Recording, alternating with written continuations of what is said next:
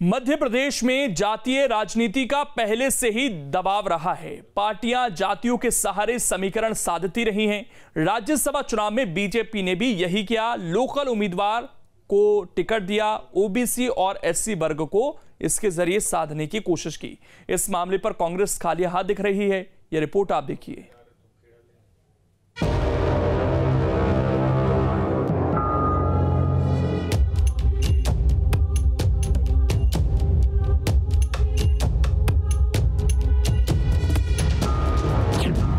मध्य प्रदेश में जातीय संतुलन पर ध्यान, गोलबंदी से 2023 में बढ़ेगा मान।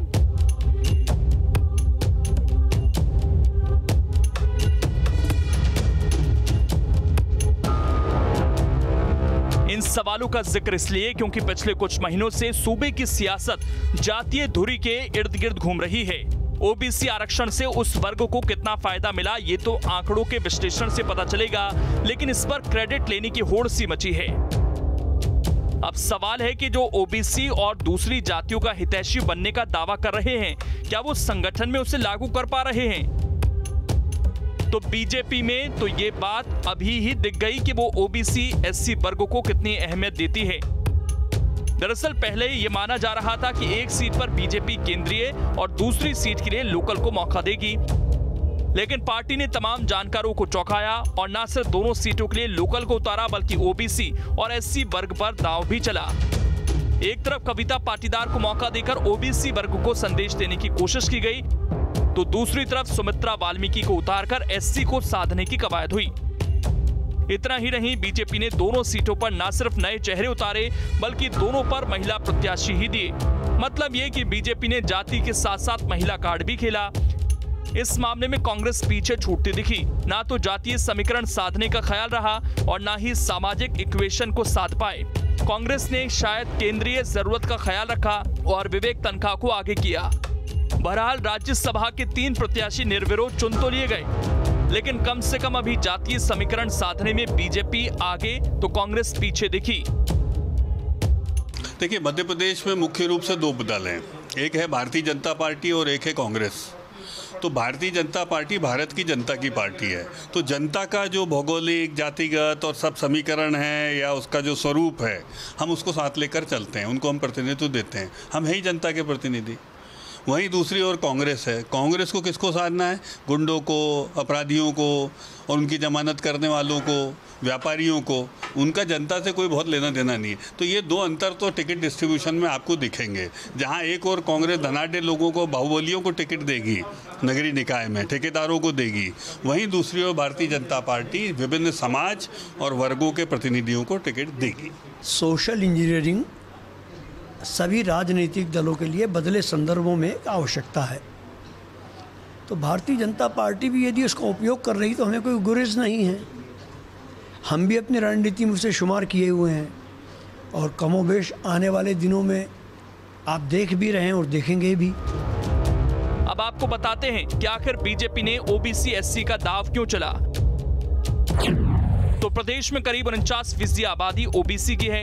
लोकसभा की 10 सीटों पर ओबीसी निर्णायक हैं। 8 लोकसभा सीट पर 50% से ज्यादा ओबीसी वोटर हैं। विधानसभा की करीब 100 सीटों पर निर्णायक स्थिति में हैं। बात करें एससी की तो एमपी में करीब 16% एससी आबादी है। करीब 1.5 करोड़ इनकी संख्या है। विंध्या और ग्वालियर चंबल में सबसे ज्यादा हैं। विधानसभा में 35 सीटें रिजर्व हैं तो लोकसभा में एससी की 4 सीटें रिजर्व हैं। आंकड़ों से साफ है कि जिसके साथ ओबीसी और एससी आ गए उसे सत्ता में आने से कोई नहीं रोक सकता और शायद इसीलिए बीजेपी ने इतना बड़ा दांव खेला। ग्वालियर चंबल में जो जिस तरह का घटनाक्रम घटा अप्रैल 2018 में, तो उस वक्त के समीकरण बहुत अलग हो गए थे और भारतीय जनता पार्टी को चौथी बार सरकार बनाने का फिर से मौका नहीं मिल पाया था। इस बार वो पूरी कोशिश कर रही है और अनुसूचित जाति के साथ जनजाति, ओबीसी हर वर्ग पर वो फोकस किए हुए है और उसका लक्ष्य 51% वोट हासिल करना है। 51% वोट हासिल करने के लिए आपकी सर्व स्वीकार्यता होना चाहिए, सर्वस्पर्शी होना चाहिए और इसी पर भारतीय जनता पार्टी आगे बढ़ रही है। राज्यसभा में भी इसी का ध्यान रखा गया है। अब सवाल है कि आखिर प्रदेश में जातीय गठजोड़ क्यों जरूरी है, तो इस बात से इनकार नहीं किया जा सकता कि पहले के चुनावों में जातीय समीकरण का खास असर दिखता रहा है। 2018 में SC/ST ने बीजेपी से दूरी बना ली थी। ओबीसी वोट में भी कांग्रेस ने सेंधमारी की थी। इसी जातीय गोलबंदी से कांग्रेस सत्ता में आ पाई थी। अब बीजेपी अपने पुराने वोट बैंक को पाने में जुटी है और इसलिए संगठन से लेकर राजनीतिक नियुक्तियों में जातीय समीकरण का ख्याल रखा जा रहा है। राज्यसभा उम्मीदवारों में हमने देखा कि बीजेपी ने जातिगत समीकरणों का पूरा ध्यान रखा, पूरी तरह से ख्याल रखा। अब ऐसा लग रहा है कि आने वाले चुनावों में भी बीजेपी जातिगत समीकरणों के आधार पर ही टिकट का बंटवारा कर सकती है। हालांकि कांग्रेस का कहना है कि चाहे वो फिर बीजेपी हो या कांग्रेस, जातिगत समीकरणों को दोनों ही राजनीतिक दलों को साधना होगा। आगे देखना बेहद दिलचस्प होगा कि आने वाले नगरीय निकाय चुनाव में कांग्रेस और बीजेपी दोनों ही राजनीतिक दल जातिगत समीकरणों का कितना ध्यान रखते हैं। विडलिस हिमांशु के साथ शुभम गुप्ता, न्यूज़ 8 भोपाल। अब इसमें खबर तो यह है कि प्रदेश में जातियों का प्रभाव पहले भी रहा है, कुछ संभागों में इसकी धमक दिखती रही है, इसीलिए पार्टियों के लिए गठजोड़ बनाना जरूरी हो जाता है। वहीं मध्य प्रदेश के निकाय चुनाव में आपकी भी एंट्री होने जा रही है। भोपाल और इंदौर में उम्मीदवारों की घोषणा पहले होगी, बाद में बाकी जगहों पर प्रत्याशियों का ऐलान होगा। सवाल यह है कि क्या आपके आने से बीजेपी कांग्रेस के समीकरण बदलेंगे? ये रिपोर्ट आप देखिए।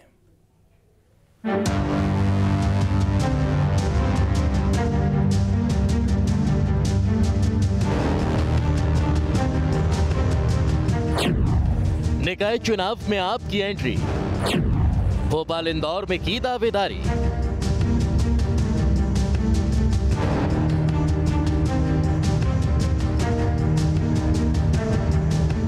वैसे तो निकाय चुनाव में मुख्य मुकाबला बीजेपी और कांग्रेस में ही है, लेकिन आपकी एंट्री से कुछ जगहों पर लड़ाई दिलचस्प हो सकती है।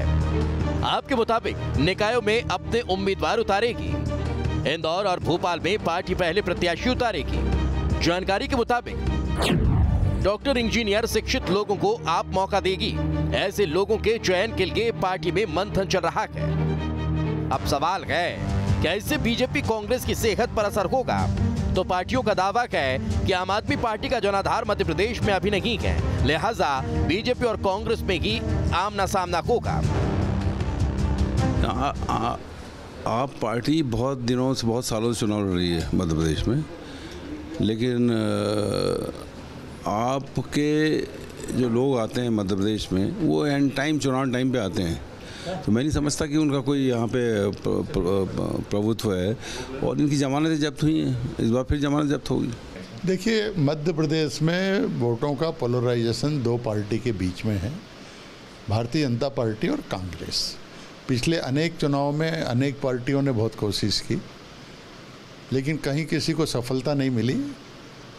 किसी भी पार्टी के नाम पर 2, 4, 10 विधायक कभी जीते भी हैं तो वैसे ही जीते हैं जो इन्हीं पार्टी से बगावत करके टिकट नहीं मिलने के कारण निर्दलीय लड़ते या किसी पार्टी का सहारा लेकर लड़े हैं। तो यहाँ दो दलीय पद्धति एक प्रकार से विकसित है मध्य प्रदेश में बहुत दिनों से, इसलिए कहीं कोई नए की गुंजाइश ज़्यादा नहीं है। वैसे भारतीय जनता पार्टी को इन बातों के असर नहीं, भारतीय जनता पार्टी अपनी ताकत के बल पर चुनाव लड़ती है, अपने कार्यकर्ताओं की ताकत के बल पर चुनाव लड़ती है। हालांकि आपने कुछ महीने पहले ही निकाय चुनाव लड़ने की घोषणा की थी और इसकी तैयारी भी चल रही थी। पार्टी का दावा है कि पहले आपके 38,000 सदस्य थे, लेकिन 2 महीने में सदस्यों की संख्या 2.5 लाख से ज्यादा हो गई। जानकारों का मानना है कि बाकी निकायों में कोई असर नहीं दिखेगा, लेकिन अगर आपने इंदौर और भोपाल में दमदार प्रत्याशी उतारे तो मुकाबला रोचक हो सकता है। और ये लग रहा था कि अगले विधानसभा चुनाव में आम आदमी पार्टी निश्चित तौर पे कोई ना कोई बड़ा कदम उठाएगी, लेकिन अभी विधानसभा चुनाव से पहले एक तरह से हम कह सकते हैं जो नगरीय निकाय चुनाव हो रहे हैं, एक तरह से ये मध्य प्रदेश का सेमीफाइनल है। और यदि सेमीफाइनल में आम आदमी पार्टी आ रही है तो हम ये मान सकते हैं कि उसका ये प्री लॉन्चिंग होगी और ये लॉन्चिंग का काम होगा वो विधानसभा में होगा। जहाँ तक किसको नुकसान होगा, किसको फ़ायदा होगा, तो मुझे लगता है कि मध्य प्रदेश में वैसे ही कांग्रेस पार्टी बहुत ज़्यादा मतलब एक तरह से संगठन के स्तर पर बहुत कमज़ोर थी। आम आदमी पार्टी यदि आती है तो निश्चित तौर पर कांग्रेस को एक बड़ा नुकसान होगा और भारतीय जनता पार्टी, दोनों को ही नुकसान होगा। वैसे तो प्रदेश में कई नगर निगम हैं, लेकिन सबसे ज्यादा नजर इंदौर और भोपाल पर ही रहती है, क्योंकि इंदौर भोपाल के मेयर का कद विधायक से बड़ा होता है। इसके साथ ही बजट भी ज्यादा होता है, और चूंकि ये दोनों प्रदेश के बड़े शहर हैं, इसलिए यहाँ हार जीत की बड़ी अहमियत होती है। शायद इसलिए आपने भी पहले इंदौर और भोपाल में ही ताल ठोकने की घोषणा की है।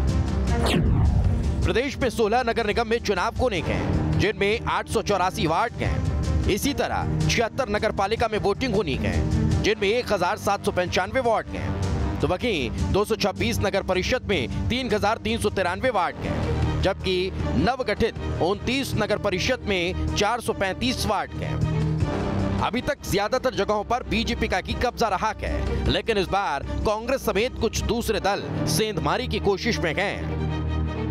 मध्य प्रदेश में निकाय चुनाव की तैयारियों को लेकर अब राजनीतिक दलों ने कमर कस ली है।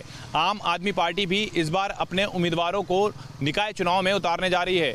इंदौर और भोपाल में ये माना जा रहा है कि डॉक्टर और इंजीनियर जैसे लोग आम आदमी पार्टी के उम्मीदवार रहेंगे। हालांकि इसके पहले भी आम आदमी पार्टी ने मध्य प्रदेश में अपना भाग्य आजमाया है, जिसमें उसे सफलता नहीं मिली है। ऐसे में देखना होगा कि नगरीय निकाय चुनाव में आम आदमी पार्टी बीजेपी और कांग्रेस के समीकरणों को खराब कर पाती है, या फिर एक बार फिर से उसे कहीं ना कहीं निराशा हाथ लगती है। वीडियो जर्नलिस्ट अनवर के साथ जितेंद्र शर्मा, न्यूज स्टेट, भोपाल।